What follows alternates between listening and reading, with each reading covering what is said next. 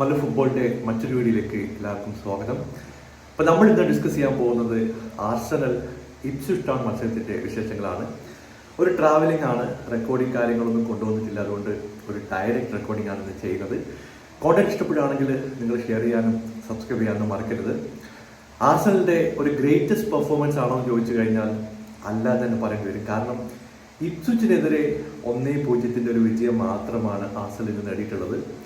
ഇപ്പം ചാൻസുകളൊക്കെ നോക്കിക്കഴിഞ്ഞാൽ Arsenal dominate ചെയ്തിട്ടുള്ള ഒരു മത്സരമാണ്. 13 ചാൻസുകൾ ഉണ്ടായിരുന്നു, ഒരുപാട് ഷോട്ടുകൾ ടാർഗറ്റിലേക്ക് എത്തി. പക്ഷേ ഒരു ഗോൾ അടിക്കാൻ മാത്രമേ ആർസണൽ നിന്ന് കഴിഞ്ഞിട്ടുള്ളൂ.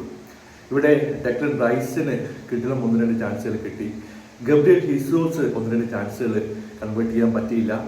ഗബ്രിയേലിന് ഒരു ഫ്രീ ഹെഡർ ഉണ്ടായിരുന്നു, പുള്ളി അത് മിസ് ചെയ്തു. ഇങ്ങനെ ഒരുപാട് ചാൻസുകൾ മിസ് ചെയ്തിട്ടുള്ള ഒരു മത്സരമായിരുന്നു. പക്ഷേ വിജയം തന്നെയാണ്. 3 പോയിന്റ് സ്വന്തമാക്കാൻ കഴിഞ്ഞു എന്ന് പറയുമ്പോൾ ആർസണലിനെ സംബന്ധിച്ചിടത്തോളം ഒരു പോസിറ്റീവായിട്ടുള്ള റിസൾട്ടാണ്. മറ്റ് പല ടീമുകളും തോറ്റപ്പോൾ ആർസണൽ 3 പോയിന്റ് സ്വന്തമാക്കുകയും ചെയ്തു. ഇപ്പോൾ EPL ടേബിൾ നോക്കുമ്പോൾ 18 മത്സരങ്ങളിൽ നിന്ന് 36 പോയിന്റുമായിട്ട് ആർസണൽ 2ാം സ്ഥാനത്താണ് ഉള്ളത്. നമുക്കറിയാം ലിവർപൂൾ ഒരു മാച്ചിങ് ഹാൻഡ് ഉണ്ട്. 17 മത്സരങ്ങൾ കഴിഞ്ഞപ്പോൾ 42 പോയിന്റുമായിട്ട് ലിവർപൂൾ തന്നെയാണ് 1ാം സ്ഥാനത്തുള്ളത്. അപ്പോൾ അടുത്ത മത്സരം പൊട്ടൻഷ്യലി ലിവർപൂൾ ജയിക്കുകയാണെങ്കിൽ 9 പോയിന്റിന്റെ ഒരു ഗ്യാപ്പാണ് ലിവർപൂളിന് കിട്ടാൻ പോകുന്നത്. അത് ശരിക്കും പറഞ്ഞാൽ നല്ലൊരു കുഷ്യൻ തന്നെയാണ്, അതിൽ യാതൊരു സംശയവുമില്ല. പക്ഷേ ഇനി വരാൻ പോകുന്ന 20 മത്സരങ്ങളിൽ ആർസണലിന് ലിവർപൂളിനെ പിടിക്കാൻ പറ്റുമോ എന്നുള്ളതാണ് പ്രധാനപ്പെട്ട ഒരു ചോദ്യം. കാരണം ഇപ്പം ലാസ്റ്റ് 2 സീസൺ നോക്കി കഴിഞ്ഞിട്ടുണ്ടെങ്കിൽ ആർസണലാണ് ഏറ്റവും കൂടുതൽ EPLയിലേക്ക് തിരിച്ചു വരാനുള്ള ഒരു ബേസ് ചാൻസ് ഉണ്ടായിരുന്നത്. പക്ഷേ ആർട്ടറ്റയ്ക്കും ആർസണലും അത് വേണ്ട രീതിയിൽ മുതലാക്കാൻ പറ്റിയിട്ടില്ല എന്നുള്ളത് ഒരു വസ്തുതയാണ്. ഈ സീസണിൽ ഇപ്പോൾ ജനുവരി വിൻഡോ ഓപ്പൺ ചെയ്യാൻ ഏതാനും മണിക്കൂറുകൾ മാത്രമേ ബാക്കിയുള്ളൂ. കുറച്ചുകൂടി ഫയർ പവർ ആ ഒഫൻസീവ് ലൈനപ്പിലേക്ക് കൊണ്ടുവന്ന് കഴിഞ്ഞിട്ടുണ്ടെങ്കിൽ ചിലപ്പോൾ ആർസണൽ കൂടുതൽ ഗോളുകൾ സ്കോർ ചെയ്യാൻ പറ്റിയേക്കും. ഇവിടെ ഗബ്രിയേൽ ഹീസൂസിൻ്റെയും കായ ഹവേർട്സിൻ്റെയും കാര്യം എടുത്തു പറയുന്നുണ്ട്. കാരണം അവർ രണ്ടുപേരും നമ്മൾ എക്സ്പെക്ട് ചെയ്തിട്ടുള്ള പെർഫോമൻസുകൾ പല മത്സരത്തിലും കൊണ്ടുവന്നിട്ടില്ല എന്നുള്ളത് വസ്തുതയാണ്. ഹീസൂസ് കഴിഞ്ഞ 1-2 മത്സരമായിട്ട് കുഴപ്പമില്ലാത്ത രീതിയിൽ കളിക്കുന്നുണ്ട്. ഒരു ഹാട്രിക് ഒക്കെ അടിച്ചു, ക്രിസ്റ്റൽ പാലസിനെതിരെ 5 ഗോളുകൾ അടിച്ചുകൊണ്ട് നല്ല പെർഫോമൻസുകൾ കൊണ്ടുവന്നു. പക്ഷേ അത് പോരാ.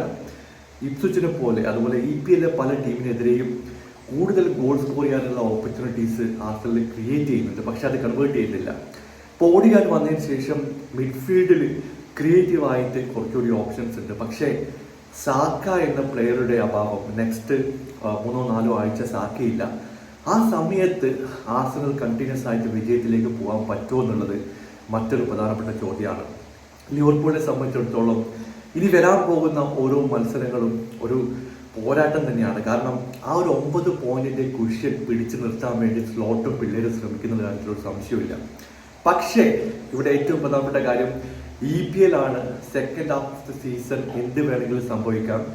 സിറ്റിയുടെ കാര്യം നമുക്കറിയാം. ഇപ്പോൾ 28 പോയിന്റുമായിട്ട് 7ാം സ്ഥാനത്തുള്ള സിറ്റി തിരിച്ചു വരാനുള്ള സാധ്യതകൾ കുറവാണ്. ചെൽസി 35 പോയിന്റുമായിട്ട് 3ാം സ്ഥാനത്തുണ്ട്.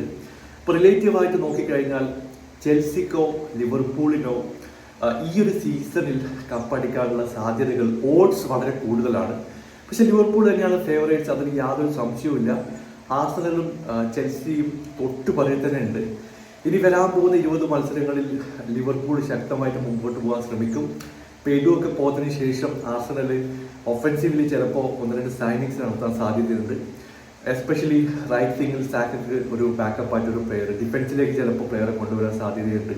അതുകൂടാതെ സ്ട്രൈക്കർ എന്ന ഒരു ആഗ്രഹം ആർസണലുണ്ട്. പല പ്ലേയേഴ്സിനെ അവർ സ്കൗട്ട് ചെയ്തിട്ടുണ്ട്. അപ്പോൾ ആ ഒരു സ്ട്രൈക്കർ കൂടി ആർസണൽ വന്നിട്ട് ചിലപ്പോൾ അവർ ഒരു ഹൈ ലെവൽ ഫുട്ബോളിലേക്ക് തിരിച്ചു വരാനുള്ള എല്ലാ സാധ്യതയും കാണുന്നുണ്ട്. എന്തായാലും നിങ്ങളുടെ അഭിപ്രായം താഴെ അറിയിക്കുക. പുതിയൊരു വീഡിയോയുമായി വീണ്ടും കാണാം. Thank you so much for watching. Bye for now.